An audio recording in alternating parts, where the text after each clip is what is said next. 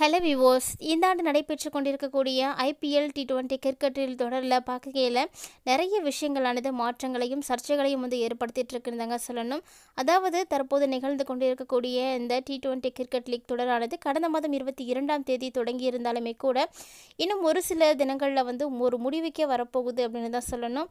So இதில் பார்த்தீங்கன்னா 10 அணிகள் பல பரீட்சைகளை நடத்திட்டு வராங்க. இதில் ஒவ்வொரு அணிக்குமே சொந்தமாக மைதானமே இருக்குங்க. ஃபார் எக்ஸாம்பிள் சிஎஸ்கே அணிக்கு சேப்பாக்கமும், ஆர்சிபிக்கு பெங்களூரும், கொல்கத்தாவுக்கு ஈடன் கார்டனும், மும்பை இந்தியன்ஸ்க்கு வார்டன் கேவும் சொந்த மைதானமாக இருக்குது. இது போல் எல்லா அணிகளுக்குமே சொந்தமாக ஒரு மைதானமே இருக்குது. எப்போதுமே ஒவ்வொரு அணியுமே தன்னுடைய சொந்த மைதானத்தில் விளையாடும் பொழுது அந்த மைதானம் அவங்களுக்கு நிறைய ஃபேவரபுளாக தாங்க இருக்கும். ஆனால் இந்த சீசனை பொறுத்த வரைக்கும் தன்னுடைய சொந்த மைதானத்திலேயே அணிகள் வெற்றி பெறுவதற்கு ரொம்பவே திணறிட்டு இருக்காங்க அப்படின்னு தான் சொல்லணும். ஐபிஎல் 2025ஆம் ஆண்டில் சென்னை சூப்பர் கிங்ஸ் அணி பார்த்தீங்கன்னா படும் தோல்விகளை சந்தித்துட்டு இருக்காங்க. இது குறித்து ஒவ்வொருவர்களுமே ஒவ்வொரு விதமான கருத்துக்களை விமர்சனம் செய்துட்டு தாங்க இருக்காங்க. அதை பற்றி தான் நம்மளுடைய சேனலில் நிறைய இன்ட்ரெஸ்டிங்கான நியூஸ்லாம் நம்ம தொடர்ந்து பார்த்துட்டு இருந்திருக்கோம். அந்த வரிசையில் இப்போ நம்ம என்ன பார்க்க போகிறோம் அப்படின்னு பார்த்தீங்கன்னா, சிஎஸ்கே அணியிலிருந்து காயமுற்று விலகி இருக்கக்கூடிய ருத்ராஜுக்கு பதிலாக தோனி அவர்கள் களமிறங்கியிருக்காங்க. ஸோ தோனி தற்போது விளையாடி முடிச்சிருக்கக்கூடிய நிலையில் அவருக்கு ஒரு சர்ச்சையானது நிகழ்ந்திருக்குங்க. அது என்ன அப்படின்றத பற்றி தான் இந்த பதிவில் நம்ம தெளிவாக தெரிஞ்சுக்க போகிறோம். ஸோ என்ன நடந்திருக்கு, அதை பற்றி என்ன மாதிரியான விமர்சனங்கள் எல்லாம் வந்திருக்கு, ஷேவாக் அவர்கள் கூறியிருக்கக்கூடிய கருத்துக்கள் என்ன, அதில் என்ன மாதிரியான விஷயங்கள்லாம் அடங்கியிருக்கு அப்படின்றது எல்லாத்தையுமே நம்ம தெளிவாக தொடர்ந்து பார்க்கலாம்.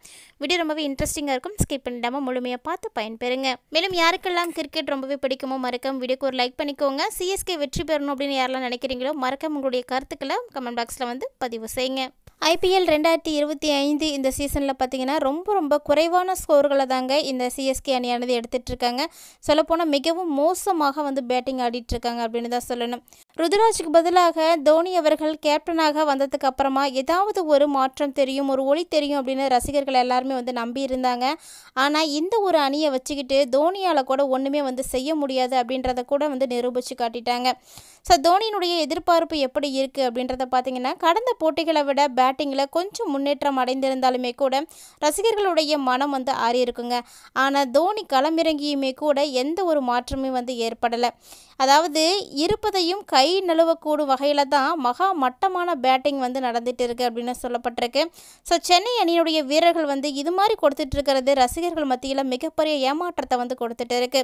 டாஸில் பார்த்தீங்கன்னா வழக்கத்தை விட நீளமாக பேசியிருக்கிறாரு தோனி. அணியினுடைய எல்லா பிரச்சனைகளுமே தொட்டு பேசியிருந்தார். அடிப்படையான விஷயங்களை பற்றி சரியாக இருக்கணும் அப்படின்றது தாங்க இவருடைய பார்வையில் வைக்கக்கூடிய கருத்துக்கள். ஸோ பவர் பிளேவிங் ரன்கள் சேர்க்க வேண்டும் அப்படின்னா விக்கெட்டுகள் விடக்கூடாது. அதாவது சிக்ஸர்கள் வரவிட்டாலுமே கூட பரவாயில்லைங்க, அட்லீஸ்ட் 4ஐயாவது அடிக்கணும், அதன் வழி மொமெண்ட்டுகள் பெற வேண்டும் அப்படின்னு சொல்லியிருக்காங்க.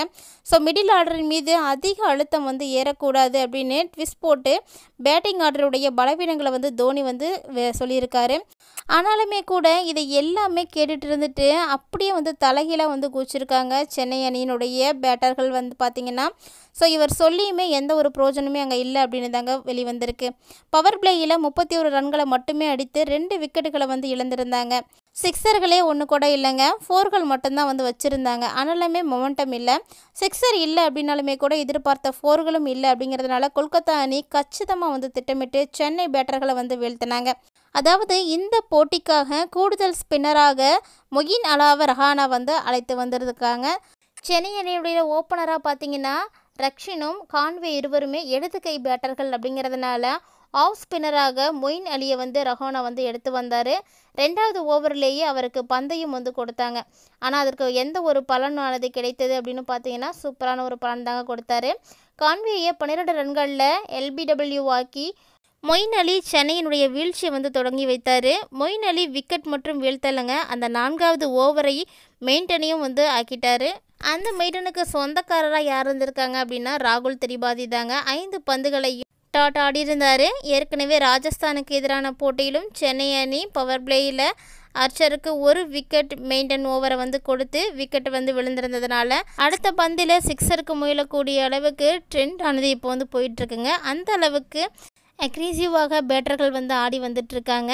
ஆனாலுமே சென்னை அணியினுடைய பேட்டர்கள் மட்டும் இன்னுமே விக்கெட் விட்டால் ஓவரே மெயின்டனுக்கும் ஆதி காலத்தில் வாழ்ந்துட்டுருக்காங்கன்னு தான் சொல்லணும். இந்த மெயின்டன் ஓவர் முடிவில் சென்னை அணி 4 ஓவர்களில் 16 ரன்கள் மட்டுமே எடுத்திருந்தாங்க. ஆனால் ரச்சின் பார்த்தீங்கன்னா 8 பந்துகளில் 4 ரன்களை மட்டுமே வந்து எடுத்தார். ஸோ இப்படி போயிட்டு இருக்கக்கூடிய சிஎஸ்கே அணியினுடைய நிலைமையை வந்து சமாளிக்கணும்.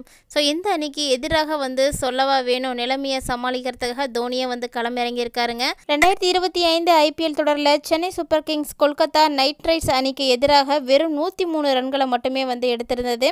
இந்த போட்டியில் தோனிக்கு நடுவர் தவறாக அவுட் கொடுத்து விட்டதாக ஒரு சர்ச்சையும் வந்து எழுந்திருக்குங்க. ஸோ அதாவது பார்த்தீங்கன்னா தோனி விளையாண்டுட்டு இருக்கும் பொழுது ஏற்பட்ட இந்த ஒரு அவுட் ஆனது தவறு அப்படின்னு தோனி அவர்கள் வந்து குறிப்பிடுறாரு.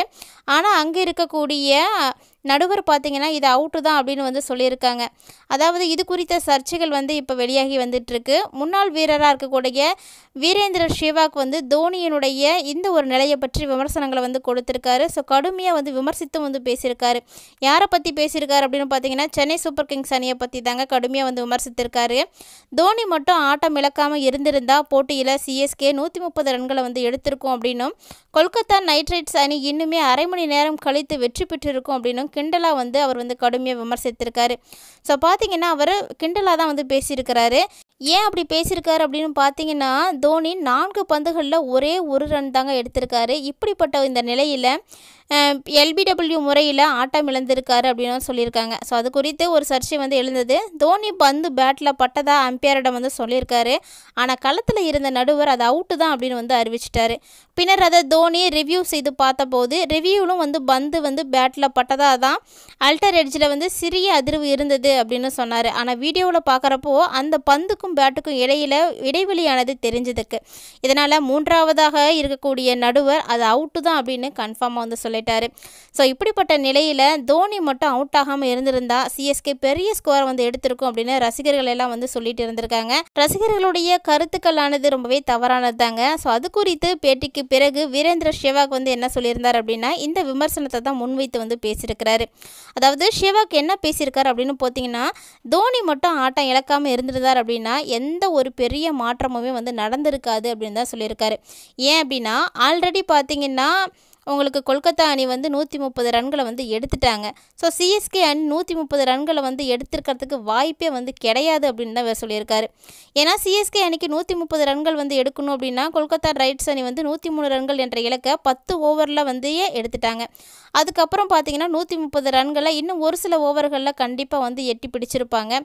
நாம் 11 மணிக்கு இதை பற்றி வந்து பேசிகிட்டு இருந்திருக்கணும். ஆனால் 11:30க்கு நடக்க வேண்டிய விஷயத்தை இப்போ வந்து பேசுகிறது தான் வந்து தவறானது ஒன்று அப்படின்னு தோனியினுடைய விஷயத்தை பற்றி சேவாக் வந்து ஒரு மிகப்பெரிய விமர்சனத்தையும் கருத்துக்களையும் வந்து முன் வச்சிருக்காருங்க. தோனி மட்டும் அவுட் ஆகாமல் இருந்திருந்தாலுமே கூட அந்த ரன்னை வந்து எட்டியிருக்க முடியாது, கட்டாயமாக வந்து பிடிச்சிருக்க முடியாது. ஸோ அவுட் ஆனதுனாலையோ அல்லது அவர் வந்து ரன் எடுக்கலை, இது அவுட் ஆனதுனால தான் எடுக்க முடியல அப்படின்றத பற்றி பேசுகிறதுனாலையோ எந்த ஒரு பிரயோஜனமுமே இல்லை அப்படின்னு தாங்க சேவாக் வந்து கூறியிருக்காரு. அதாவது இந்த ஐபிஎல் 2025 சிஎஸ்கே அணிக்காக தேர்ந்தெடுக்கப்பட்டிருக்கக்கூடிய வீரர்களை வந்து தேர்ந்தெடுக்கிற அந்த ஒரு விஷயத்தில் கிரிக்கெட் நிர்வாகம் மிகப்பெரிய தவறுகளை வந்து செய்திருச்சு அப்படின்னு தான் சொல்லியிருக்காங்க. ஸோ நிறைய இளமையான வீரர்களுக்கு வந்து வாய்ப்புகள் வந்து கொடுத்துருக்கலாம் அப்படின்னும், இந்த காலகட்டங்களில் அஸ்வினை எப்படியாவது வாங்கணும் அப்படின்றதுக்காகவும் தங்களுடைய விஸ்வாசத்தை வெளியே காட்டணும் அப்படின்றதுக்காகவும் தான் சென்னை சூப்பர் கிங்ஸ் அணி நிர்வாகம் வந்து இந்த ஒரு முடிவை வந்து எடுத்தது. ஆனால் இவங்க எடுத்திருக்கக்கூடிய இந்த முடிவு பார்த்தீங்கன்னா இப்போது தற்போதைக்கு பின்னடைவை வந்து ஏற்படுத்தியிருக்குங்க. அஸ்வினை வாங்கினதுக்கு பதிலாக வேறு யாரையாவது வந்து ஏலத்தில் வாங்கியிருந்தா இன்னுமே வந்து நல்ல வந்து ரிசல்ட் கிடச்சிருக்கும் அப்படின்னு சொல்லியிருக்காங்க. அது மட்டும் இல்லாமல் அனுபவ ஆல்ரவுண்டர் ஒருவர் வேணும் அப்படின்ற நினச்சிருந்தாங்க அப்படின்னா அந்த பட்சத்தில் கிளைமேக்ஸில் வந்து அஸ்வினுக்கு பதிலாக வந்து வாங்கியிருக்கலாம். அதாவது பார்த்திங்கன்னா இவருக்கு பேட்டிங் வந்து கை கொடுக்காமல் இருந்திருந்தாலுமே கூட பந்து வீச்சு நிச்சயமாக வந்து கை கொடுத்துருக்கோம். அவர் கண்டிப்பாக நமக்கு உதவி இருப்பார். ஒரு சில சமயங்கள் பேட்டிங்கிலும் கூட அவர் அதிரடியாக வந்து ஆட்டத்தை வந்து ஆடியிருப்பார் அப்படின்னு வந்து சொல்லியிருக்காங்க. மேலும் அனுபவம் மிக்க ஆஸ்திரேலிய வீரர் அப்படின்றதுனால அஸ்வினுக்கு பதிலாக மேக்ஸ்வெல்லை வாங்கியிருந்தாலுமே கூட சிஎஸ்கே அணிக்கு ரொம்ப ரொம்ப ஹெல்ப்ஃபுல்லாக இருந்திருக்கும். இது போல் பல திறமையாளர்களை சிஎஸ்கே அணி ஏலத்தில் வந்து கோட்டை விட்டுட்டாங்க அப்படின்னும், இளம் வீரர்களை கூட அடையாளம் காண்றதில் தோத்துட்டாங்க அப்படின்னு தாங்க சொல்லியிருக்காங்க. ஸோ இதுவே சிஎஸ்கே அணி தோற்பதற்கு மிகப்பெரிய காரணமாக இருக்குது அப்படின்னு தான் சர்ச்சைகள் எல்லாம் வெளியாகிட்டு இருக்குது. கூடவே பார்த்தீங்கன்னா தோனிக்கு மிகப்பெரிய விமர்சனத்தை வந்து சேவாக் அவர்கள் வந்து கொடுத்திருந்தார். ஸோ அதை பற்றியெல்லாம் நீங்கள் தெளிவாக பார்த்துருப்பீங்கன்னு நினைக்கிறேன். வீடியோ உங்களுக்கு பிடிச்சிருந்தால் லைக் பண்ணுங்கள், ஷேர் பண்ணுங்கள், மறக்காமல் கமெண்ட் பண்ணுங்கள். மேலும் இது போல் நிறைய இன்ட்ரெஸ்டிங்கான விஷயங்கள் எல்லாம் நீங்கள் உடனுக்குடன் பார்த்து தெரிஞ்சுக்கணும் அப்படின்னு நினச்சிங்கன்னா மறக்காமல் நம்ம சேனலை சப்ஸ்கிரைப் பண்ணிவிட்டு ஃபாலோ பண்ணிக்கோங்க. சிஎஸ்கே அணியானது வெற்றி பெறுமா பெறாதா அப்படின்றத பற்றி உங்களுடைய கருத்துக்கள் என்னவோ அதை மறக்காமல் கமெண்ட் பாக்ஸில் கமெண்ட் பண்ணுங்கள். தோனி என்ன தான் ஆட்ட நாயகனாக களமிறங்கி இருந்தாலுமே கூட எந்த ஒரு பயனும் இல்லை அப்படிங்கிறதாங்க இதன் மூலமாக தெளிவாக தெரியுது. ஸோ நீங்கள் என்ன நினைக்கிறீங்க அப்படின்றதையும் மறக்காமல் கமெண்ட் பண்ணுங்கள்.